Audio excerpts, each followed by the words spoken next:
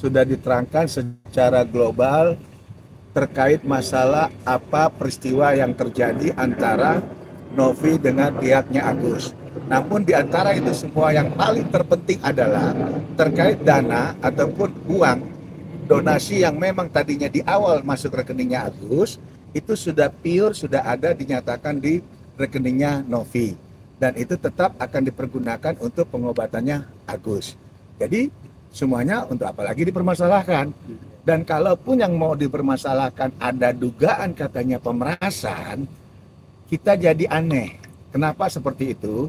Itu yang namanya pemerasan harus ada yang namanya tindak kekerasan. Caranya harus maksa. Kalau tidak ada pemaksaan, itu laporan juga jadinya sia-sia, ngebias, ya. Dimana kita tahu sendiri dana yang ada dari donasi masuk rekening Agus itu tidak sepenuhnya milik Agus, ya, kecuali kalau memang Agus bekerja atau Agus mendapat waris atau hibah. Jadi jangan dipelintir bahwa ini adalah hak milik daripada Agus, bisa dipergunakan segala macam hal, katanya sudah sesuai koridor hukum. Tidak, karena kenapa? Itu donasi, kecuali hibah atau sedekah atau sumbangan, beda donasi loh, ya, jangan dibalik-balik gitu loh. Nah itu satu. Dan yang kedua terkait perpindahan rekening ke si Novi itu kan sudah kelar dan ada dikatakan dana itu ada, tinggal nanti melanjutkan Agus kenapa tidak pendekatan atau tidak mau sama-sama terkait fokus pengobatannya aja. Bang, artinya pelaporan itu boleh dibilang terhadap Novi bakalan tidak berjalan ya? Bukan tidak berjalan, namanya laporan polisi kan pasti ditindaklanjuti. Cuman paling tidak di sini jelas kausalitasnya itu terlalu bias. Karena dengan melaporannya itu pemerasan itu harus ada unsur paksaan. Arti paksaan diminta secara paksa. Misalnya ada mobil, kita ambil dengan paksa, dengan ributan dulu, pukul-pukul atau kata-kataan caci-caci maki gitu loh. Itu harus ada. Kalau tidak ya nggak bisa. Dan yang kedua harus dibuktikan dulu kepemilikan uang tersebut. Kalau saya merasa diperas, ini kayak saya ini lagi pegang duit di sini, tiba-tiba ada datang, gue minta rokok dong, gue nggak ada rokok. Loh kan nggak ada duit. Ngapain? Nggak, lo kok nggak ada? Itu pemerasan. Jadi ada yang namanya hubungan langsung. Nah tapi kalau dengan seketika, dengan cara sesadar mungkin dia kembalikan ke rekeningnya si Novi, ya itu bukan pemerasan. Itu loh, secara kesadaran utuh.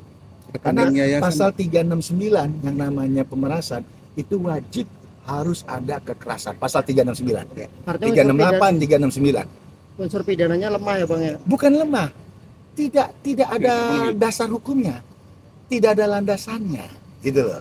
Dan jadi nanti pembuktiannya juga agak sulit karena di situ harus ada juga saksi yang melihat ada tekanan-tekanan yang dinyatakan dengan cara-cara kasar. Lu kalau nggak kasih awas ya, gue matiin lu.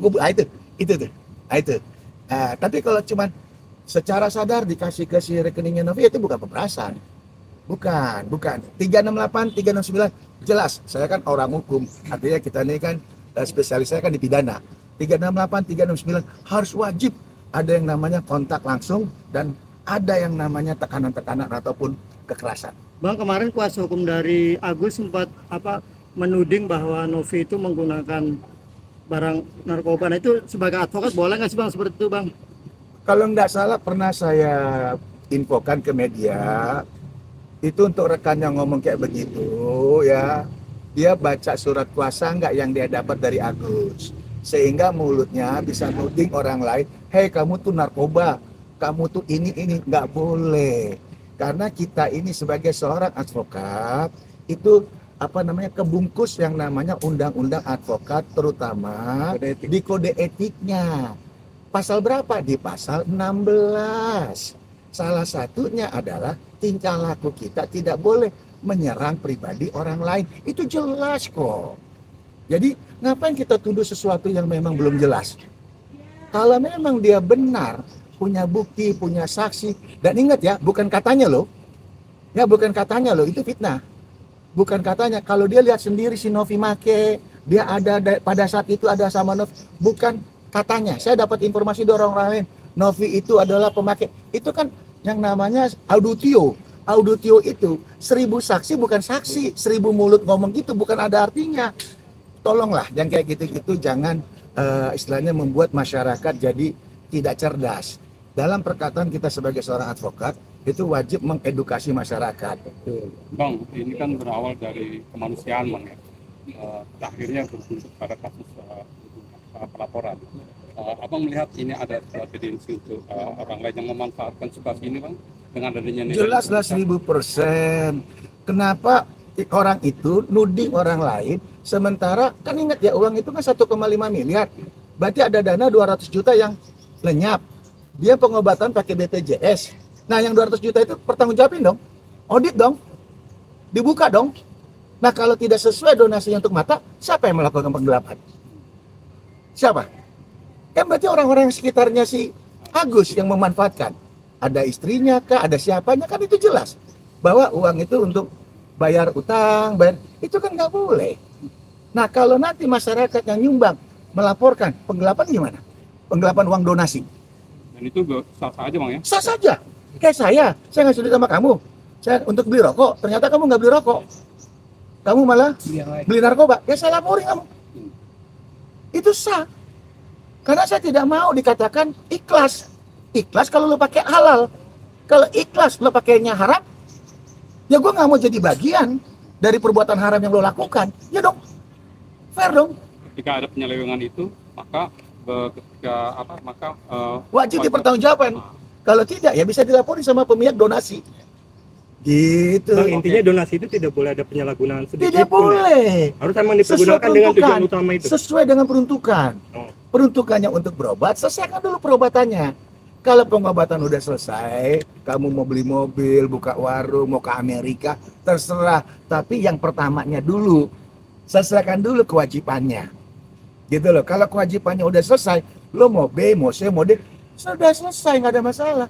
Tapi masalah pokoknya kelar dulu, itu maksudnya. Jadi jangan dipelintir-pelintir. Kalau sudah uang di tangan kita, itu haknya kita, itu nggak benar. Itu sesat lah. Bang, terakhir Bang, ada yang ingin disampaikan Bang untuk orang sana? Nah, kalau saya terkait permasalahan ini hanya satu. Tadi kan awalnya kemanusiaan. Ya, kenapa nggak diselesaikan aja secara kemanusiaan? Dan kalau memang Agus sudah tidak mau lagi diurus sama Novi, menyatakan aja, declare, oke Mbak Novi, saya terima kasih, saya tidak lagi dibutuhkan untuk donasi-donasi. Saya akan buka open donasi sendiri. Selesai. Dan si Novi biarkan berjalan, move on. Untuk apa diperpanjang laporan polisi? Untuk apa saya tanya? Orang tadi awalnya kemanusiaan kok. Yang tahu itu adalah antara Agus sama si Novi. Tidak ada gunanya pakai surat pernyataan, surat perjanjian. Lisan itu sudah merupakan hukum bagi mereka berdua. Kadang-kadang pengacara juga ngawur. Dibilang apa? Kan gak ada perjanjian. Ya elah, gimana mau buat perjanjian yang satu matanya dalam keadaan sakit? Iya kan?